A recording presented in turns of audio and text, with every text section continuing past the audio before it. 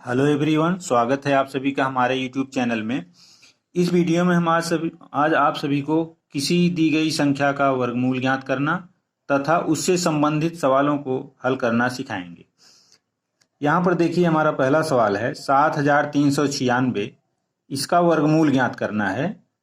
तो एक चीज़ ध्यान से समझ लीजिए कि किसी भी संख्या का इकाई का अंक यदि 237 है, 237 है, तो वह पूर्ण वर्ग संख्या नहीं होती है, यानी उसका हम वर्गमूल नहीं निकाल सकते हैं।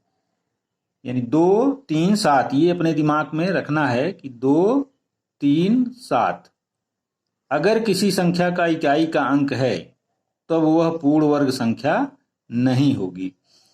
इतना ध्यान देने की जरूरत है।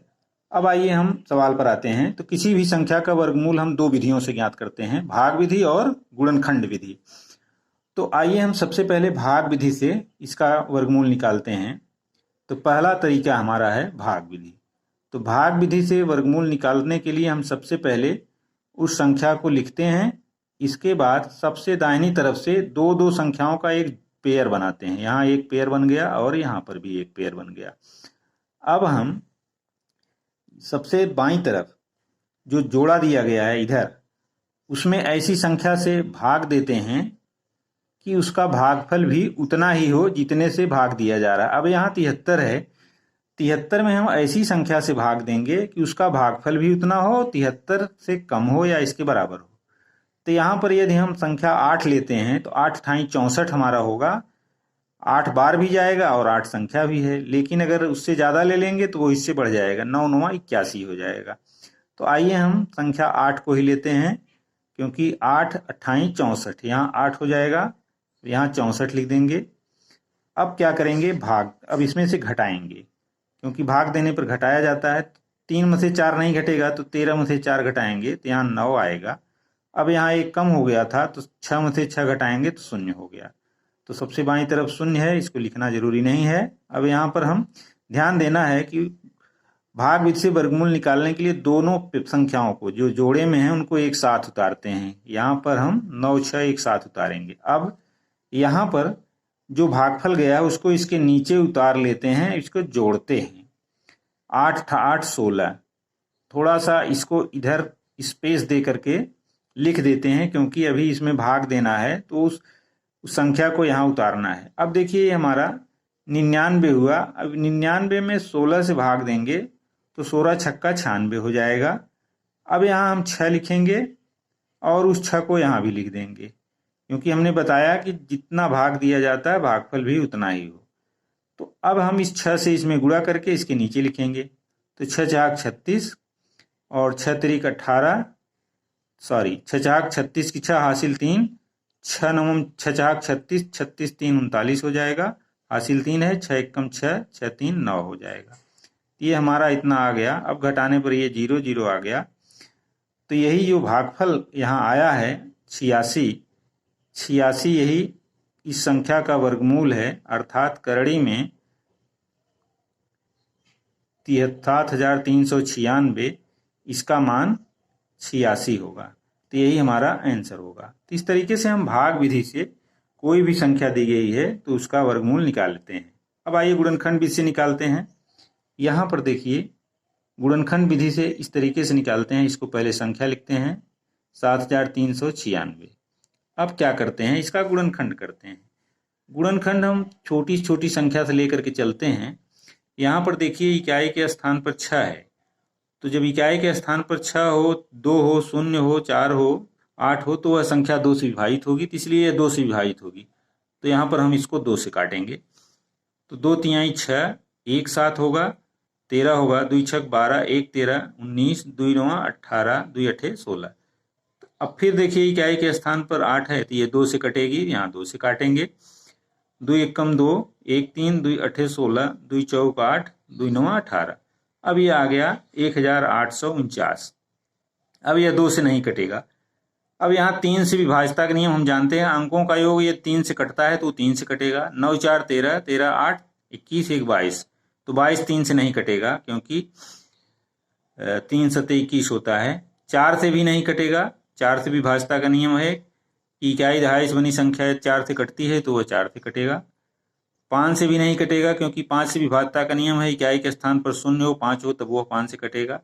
6 से भी नहीं कटेगा क्योंकि 6 के लिए 3 से भी विभाजित होना चाहिए और 2 से विभाजित होना चाहिए तब 6 से कटता है। 7 से भी ये नहीं कटेगा। 8 से, इकाई दहाई सैकड़ा से बनी संख्या है तो 8 से कटती है तो 8 से कटेगा। 9 से भी नहीं कटेगा, 10 से भी नहीं कटेगा। इस तरीके से अब हम इसको देखते जाते हैं तो यह अंत में 43 से कटता है। यहाँ पर ये 43 से कटेगा क्योंकि 43 एक अभाज्य संख्या है, उसके पहले ये किसी से नहीं कटेगा। अब 43 से जब काटेंगे तो 43 चौके, फिर 43 तिहैया, इतना आ जाएगा।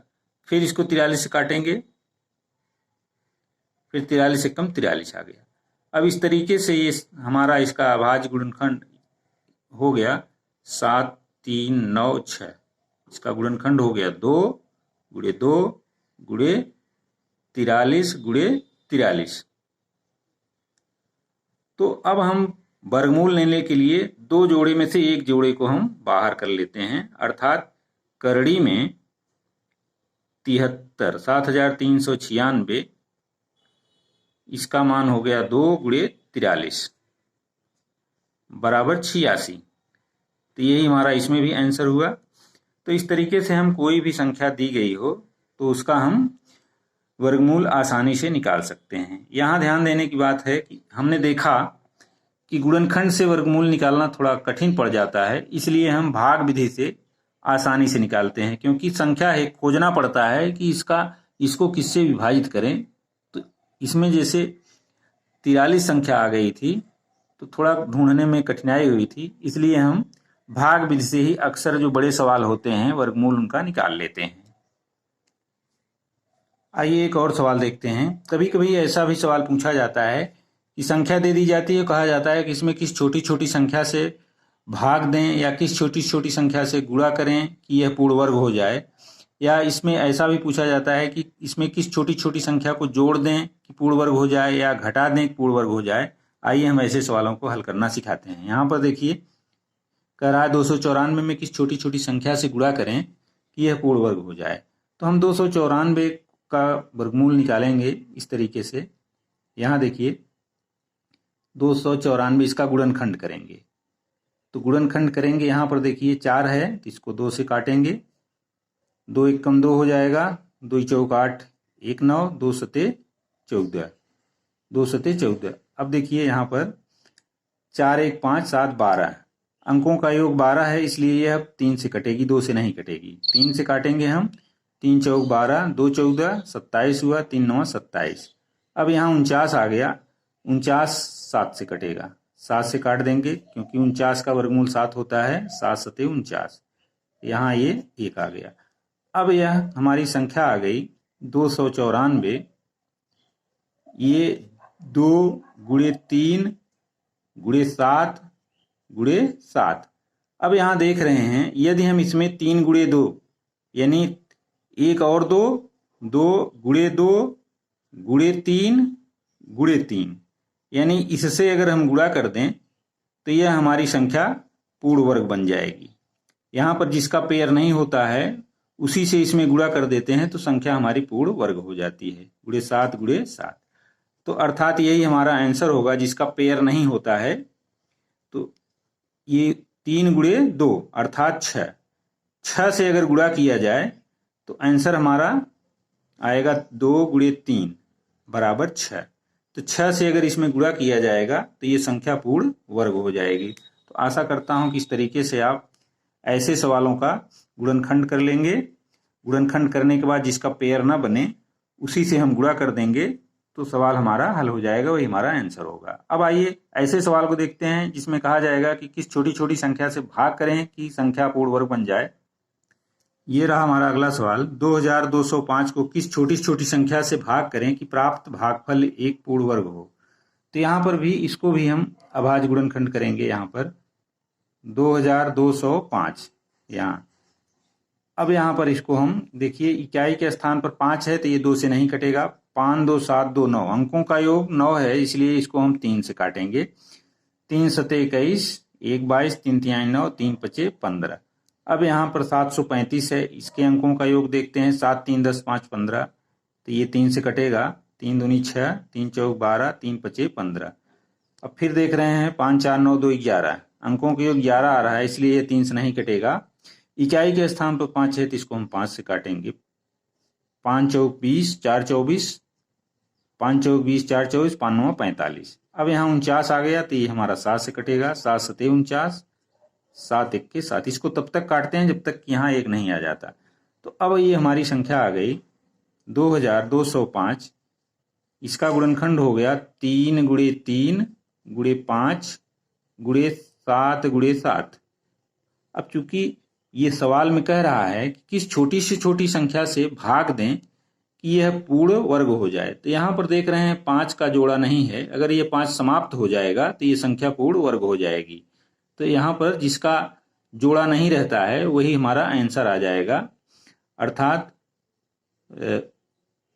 संख्या 5 है, संख्या बराबर 5, यही हमारा आंसर होगा। छोटी छोटी संख्या 5 है जिसमें इससे भाग दे दें कि यह पूर्ण वर्ग हो जाएगी। आशा करता हूं कि ये भी सवाल आपकी समझ में आ गया होगा।